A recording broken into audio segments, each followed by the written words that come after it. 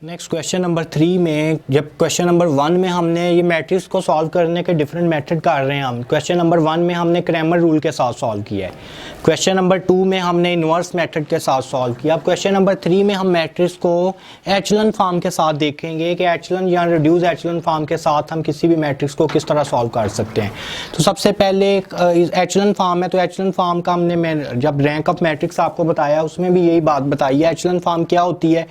1 के डायगोनल में 1 1 होना चाहिए, उसके डिनोमिनेटर में उसके नीचे हमारे पास 0 होना चाहिए। तो सेम यही ये मैट्रिक्स मेरे पास गिवन है 1 -2 -2 2 3 1 5 -4 -3 एंड -1 1 1, ये मैंने साइड पे लिख दी है। अब सबसे पहला काम है यहाँ पे 1 होना चाहिए, तो 1 तो मेरे पास पहले ही है। अब 1 के नीचे 0 0 होना चाहिए, तो मैं ऑपरेशन लगाऊंगा, इसको मैं 2 से मल्टीप्लाई करूंगा, फिर 2 में से 2 माइनस करूंगा 0, 5 से मल्टीप्लाई करूंगा, 5 में से 5 माइनस करूंगा 0। तो operation is R2 - 2R1 and R3 - 5R1।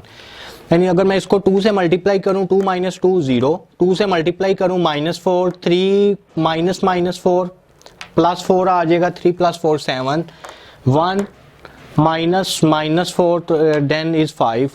इसी तरह ये ऑपरेशन जो हम इस पे अप्लाई कर रहे हैं वही ऑपरेशन यहाँ पे भी अप्लाई होगा। इसको अगर 2 से मल्टीप्लाई किया तो 1 -2 + 3 आ गया। फिर हम इसको 5 से मल्टीप्लाई कर रहे हैं, इस रो में से ये वाली रो माइनस कर रहे हैं, तो हमारे पास 5 से मल्टीप्लाई करेंगे 5 में से 5 माइनस करेंगे 0। तो देन ये ऑपरेशन इन्हीं पे अप्लाई किया, तो ये हमारे पास मैट्रिक्स आ गया। देन नेक्स्ट काम ये है कि मैंने इन दोनों को यहाँ पे शॉर्ट स्मॉल टर्म लाने के लिए R2 और R3 को आपस में चेंज कर दिए।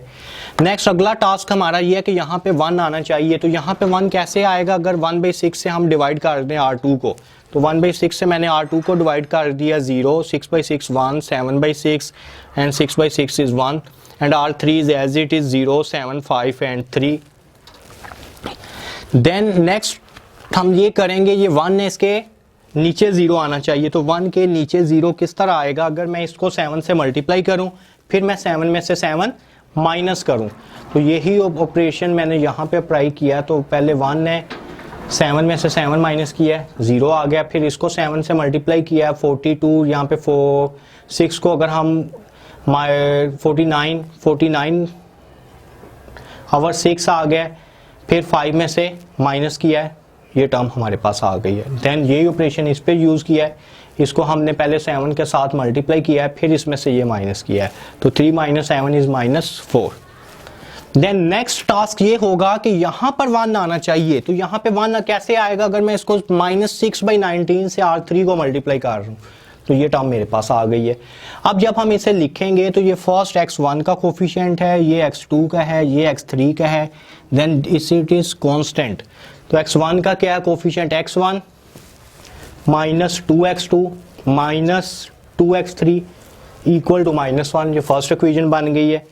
फिर x2 + 7/6 x3 equal to 1, then x3 equal to 24/19। तो x3 की वैल्यू 24/19 आई है। ये जो x3 की वैल्यू हमारे पास आई है, इससे हम पुट कर देंगे इक्वेशन नंबर 2 में। अगर इक्वेशन नंबर 2 में मैं पुट करूं तो बाकी मेरे पास x2 की वैल्यू आ जाएगी -9/19। अब x2 की भी आ गई, x3 की भी आ गई है, ये बोथ वैल्यू हम पुट करेंगे इक्वेशन नंबर 1 में।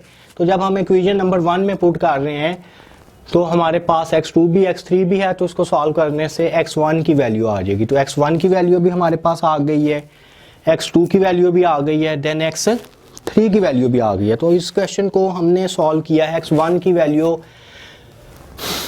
x2 x, ये सबसे पहले x3 आया है, x3 है 24/19, फिर x2 है, देन x1। ये हमारे पास तीनों x1 x2 एंड x3 की वैल्यू आ चुकी हैं।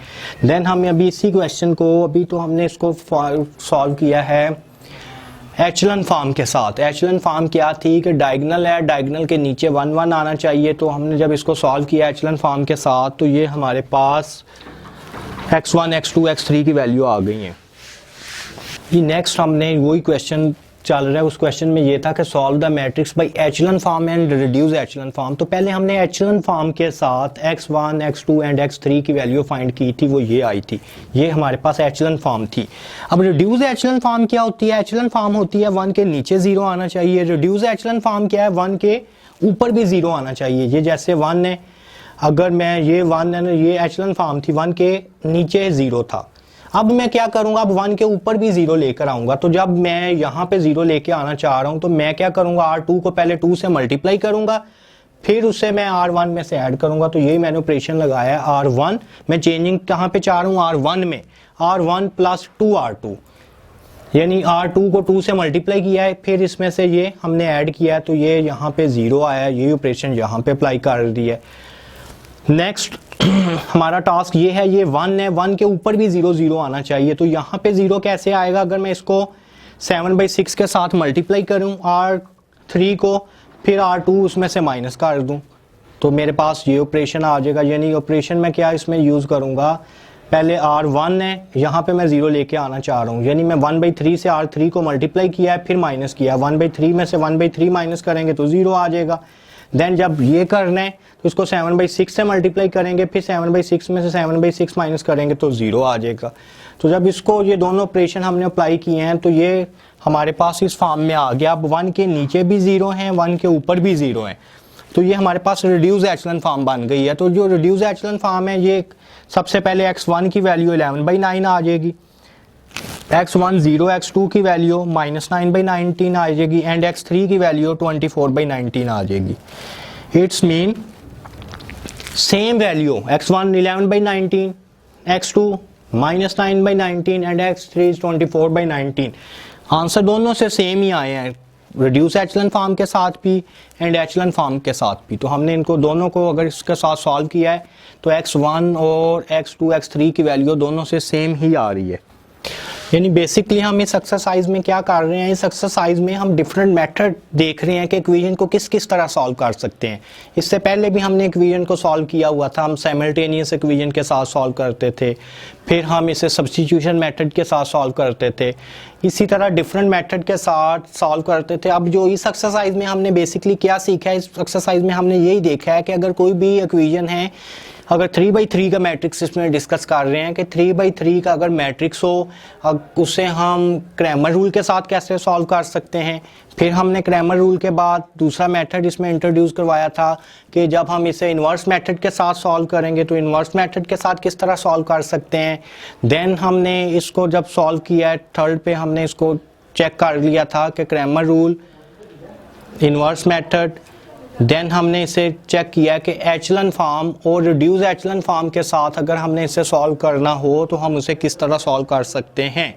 तो बेसिकली पहले आपको एचेलॉन फॉर्म और रिड्यूस एचेलॉन फॉर्म का बेसिक कंसेप्ट क्लियर होना चाहिए कि एचेलॉन फॉर्म क्या होती है और रिड्यूस एचेलॉन फॉर्म क्या होती है। मैट्रिक्स को हम एचेलॉन फॉर्म और रिड्यूस एचेलॉन फॉर्म में कन्वर्ट करेंगे तो इस करके फिर हम x1, x2 एंड x3 की डिफरेंट वैल्यू सॉल्व कर सकते हैं।